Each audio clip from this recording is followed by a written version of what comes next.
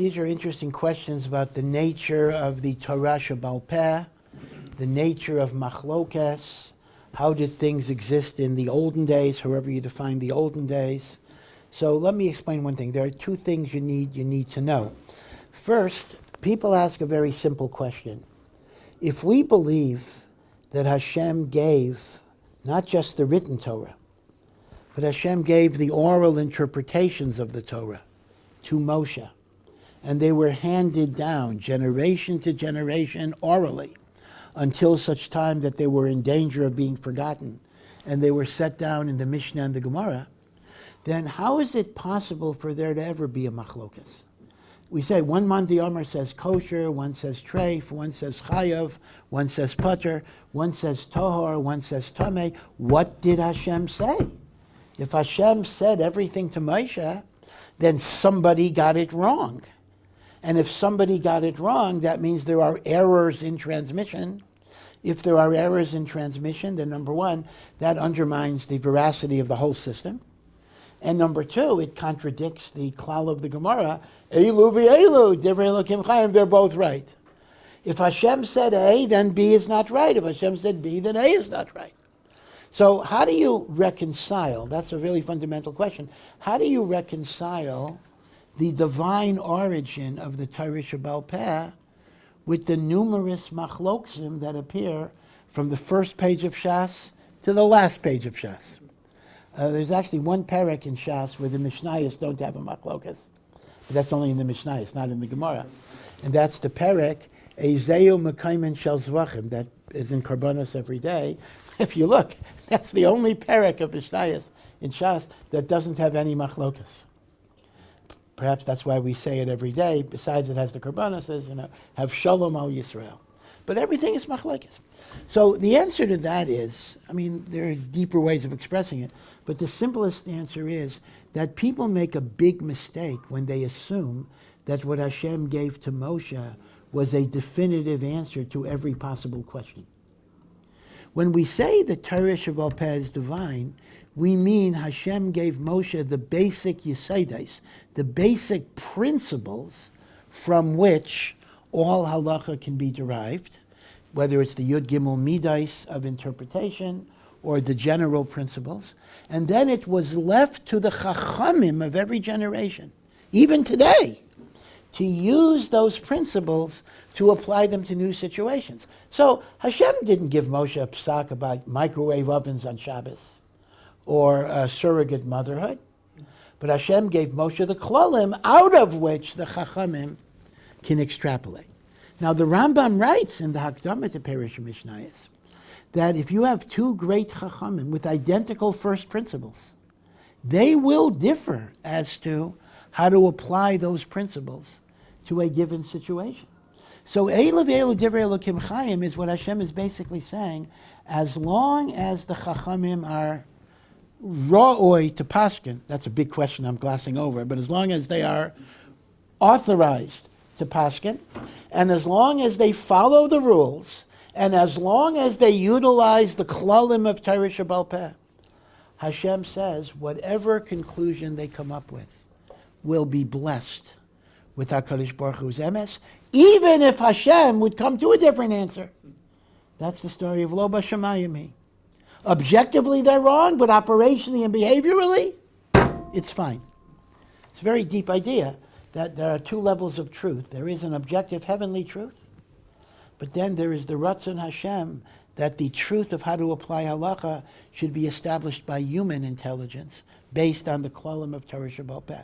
So, for example, I say this a million times, so forgive me if you've heard it a million times. People often have this view that every word of the Gemara was given to Moshe Rabbeinu, and the whole Shas was handed down until Ravina and Rav Ashi wrote it down. Now, think about how impossible that would be. Ravina, Rav Ashi, Abaya, Rava, these are people. They lived at a certain time. Are you telling me that there was a script? First of all, it wasn't even a script. It would be an oral. There was an oral script as to what Abaya is going to say? Like what? So, who gave him his lines? Obviously, when Abaya and Rava are debating, they're doing, of course, they're infinitely higher than us, but they're doing the same thing you're doing. They're using their svara to try to figure things out. Yeah, of course they're infinitely greater than us, but the process is the same process. So the concept that the Gemara, word for word, was handed down is absurd, because it happened when it happened. But we mean the yesodos of the Torah Shebaal Peh go all the way back. Okay, now, so where does machlokas come from? So it's interesting that originally there was always machlokas. There was always machlokas. But for a very long time, machlokas got resolved, because when you had a Sanhedrin of 71, they would discuss the application of the halacha to given situations. And they would decide things by a majority vote. If 36 chachamim say a certain way, and 35 differ, under the rule of acharei rabbim lahatais, the halacha became the 36. And at that point, it's asher d'oraisa for the 35 to paskin their own way. So machlokas didn't start at a certain point.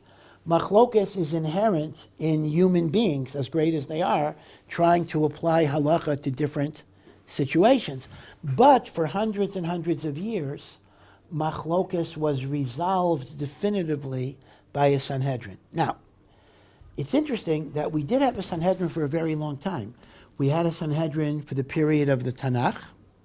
We had the Sanhedrin for the whole period of the Bayis Sheni, the period of the Mishnah, and we even had a Sanhedrin towards the beginning of the Amoran. So you'll ask me, well, if that's the case, then why was there Beis Hillel and Beis Shammai? There was a Sanhedrin then.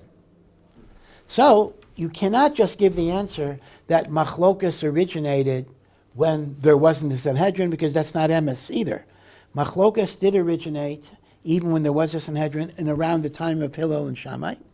And what that basically meant, the Gemara says, is that there were times in which the Chachamim were so divided that they didn't want to decide by a majority vote, because they felt they didn't have the clarity to be machriya. In other words, this is called, a modern legal term, this is called abstention. For example, lahavdil, I don't mean to compare it. The Supreme Court of the United States may sometimes decide not to take a certain case, because they feel that the different courts are divided and you have to let them fight it out a little bit, and we're not ready to be machriya. In the time of Hillel and Shammai, or at least the Talmidim of Hillel and Shammai, the Sanhedrin began to stop taking a lot of cases, which meant there was what you might call a decentralization of the halachic process. In one city, they followed this psak. In another city, they followed another psak. And even though the Sanhedrin could have been machriya what the halacha was, they were machlit, they weren't going to be machriya. The technical language is, they were not oimed laminyan. They didn't want to make a vote. They could have made a vote, but if you don't have a consensus, you don't want to force it. So for the most of the period of the Tanoim and the Amoraim, certainly, there was, in a sense, a decentralization of halacha, in which different opinions were allowed to coexist. The Gemara says, for example, that midrabanan, you're not allowed to eat chicken and milk. Right? Doraisa, it's only meat and milk. Midrabanan, basar oif b'chalav is, doraisa, basar oif b'chalav is mutter. Midrabanan, it's asr. But it mentions Rabbi Yossi disagreed with that din drabanan, and it says, in the city of Rabbi Yossi, they actually ate chicken and milk. Decentralization. There was no definitive psak. So now Kal v'chaimer, after the Sanhedrin, you had that as well, because you didn't even have a body that could give you definitive psak. And therefore, that is actually the basis historically of how different minhagim developed, different shitos developed, because when you didn't have a Sanhedrin, befrat, many interpreted in different ways. One of the big mysteries, and again, this is such a long and important topic that it would need hours and hours and hours to go over this, is what makes, in fact, you have all of these problems, what makes the Gemara binding?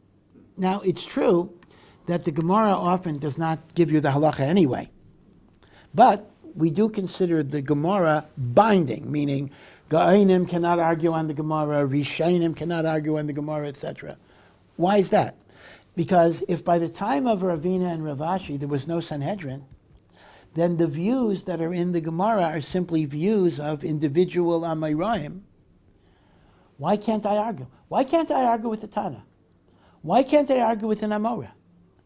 Like, what creates any authority at all? The only authority the Torah recognizes as final, definitive halachic resolution is the Sanhedrin of 71. Yeah, if the Sanhedrin of 71 paskin something, it is forbidden for me to argue with them. And indeed, if I'm a Zakein Mamre, if I'm an elder who rebels against the Sanhedrin, I could be Chayiv Misa for that. But anything beyond that, I mean, why is it in the Gemara is it so pashut that an Amora cannot argue with the Tana? And why is it so pashut, even more pashut, that I can't argue with the Gemara? What if I think the Gemara got it wrong? I mean, it sounds ridiculous, but, what binds me to the Gemara? It seems to be so obvious to us, but, the actual reasons are very murky. The Rambam says in the Mishnah Torah that the binding nature of the Talmud Bavli is Klal Yisrael was makabel it. Number one, there are two questions with that. First of all, what do you mean Klal Yisrael was makabel it? Not all of Klal Yisrael was makabel it. The Karaim were not makabel it. So what are you going to say? Well, they don't count. They don't count. Okay, so you're in other words, Klal Yisrael accepted it, but the only people who are Klal Yisrael are the people who accept it. I mean, you get into problems there. That's called the no true Scotchman, whatever it is. Okay, that's one problem. But the other problem is Mehechi Tesi. Who says, because Klal Yisrael was makabel it, that we're going to be bound? The Rambam's chiddush seems to be, it's a big chiddush, that the acceptance by the Jewish people is equivalent to a decision of the Sanhedrin. What's the makar? Maybe the makar is Matan Torah itself. It's so fascinating. If you ask, why do I have to keep the Torah? So we intuitively think, well, God commanded us. But that's not quite how it was. We have to keep the Torah because we accepted the Torah. Isn't that an interesting idea? We're bound by the Torah because we accepted it. And even though I wasn't there, the Pashtas, but the nation accepted it. A fascinating idea that Klal Yisrael is bound by what it's makabel. And the Rambam applies that paradigm to the Gemara, other things. Big chiddush. But then, when you have questions about how to interpret the Gemara, you'll be back to machlokas again. You see? So, when the Rambam wrote his work, the Rif and the Rambam and the Shulchan Aruch, all of them attempted, there was so much machlokas, they thought it was time to kind of bring people together. Now, the Rambam's work, nobody had to accept. What authority does the Rambam's work have? What authority does the Shulchan Aruch have? It's not a Sanhedrin. Once again, the authority of the Shulchan Aruch is only because people were makabel, but they weren't makabel in the same sense as the Talmud Bavli, because Ashkenazim have the Ramah and everything else. So it's complicated, but basically the origin of machlokas is Hashem's desire that the application of the Klolim of Torah Shebaal Peh emerge from human intellect and analysis. And when there's no Sanhedrin, or the Sanhedrin didn't want to be Machriya, that would by definition lead to decentralized decision-making. Now, is that good or bad? So this is interesting. Obviously, Rambam, Rav Yosef Karo, said it was bad. We got to minimize machlokas. We got to try to create unity. That was the impetus for those books. On the other hand, people don't realize there's a whole history of great Gedolim who were against the whole Shulchan Aruch idea.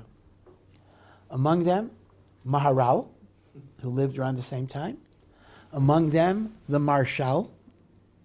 And they argued, we don't need a book to tell us what the halacha is. A Rav and a Posek should go back to the Gemara, go to the Sugyas, learn the Rishonim, learn all the different commentaries, and then paskin for his congregation, his community, what the halacha is, and if there are going to be different shitos in different places, kachi darka shel Torah, that is the beauty of the Torah, that we will have different ways of understanding the will of God. So the Shulchan Aruch was not universally, everyone was makir of Yosef Karo as a great gadol, that's not the question, but the project of what you call codification was not universally accepted. In fact, it was thought to be a rida. It was thought to be a diminution in kavod HaTorah.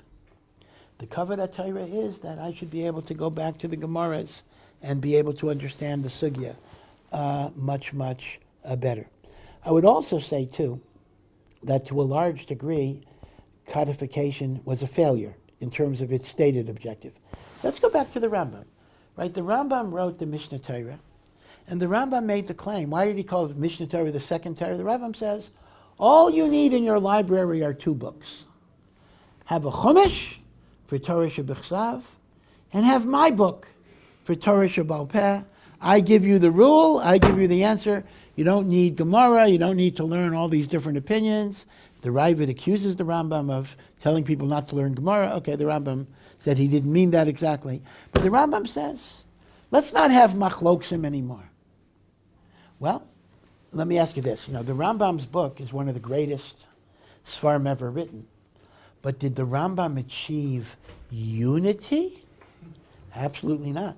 So this may not, again, it's not covered. I have to be very careful. In terms of the Rambam's stated objective, the Mishnah Torah is a failure. It is an enormous success in terms of teaching me the Torah, explaining the Torah, etc. But in terms of unity and lack of machlokas, he certainly didn't achieve that. Shulchan Aruch. Do you know Rav Yosef Karo wrote the Shulchan Aruch a few hundred years after the Rambam? It was really a kitzer of the Beis Yosef on the Torah. And it was written that you could chazer the whole Shulchan Aruch, not kitzer Shulchan Aruch, in 30 days.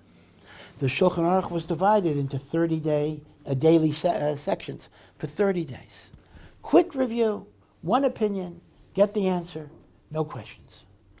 Well, now a Shulchan Aruch is whatever it is, 10 volumes, filled with meforshim, filled with qualifications, filled with machloksim.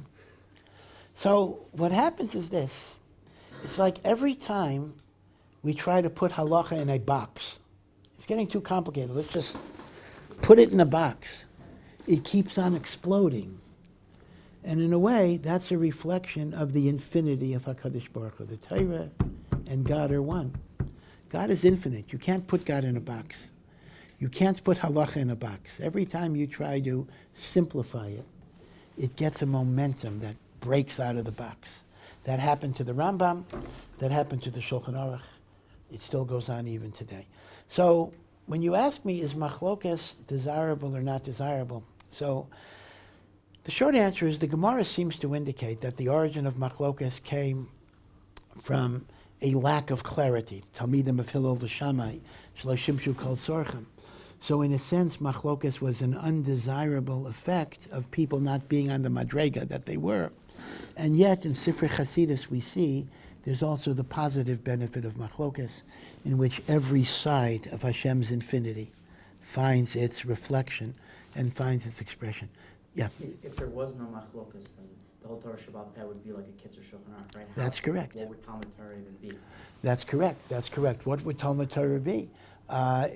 So the Rambam actually suggests, this is an amazing statement that nobody pays attention to, that the Rambam felt, listen, I'm going to give you halacha psuka, and you're not going to have to go over shaklavitarias because I'm going to give you the rule, and you can spend your time learning philosophy and metaphysics and the nature of God.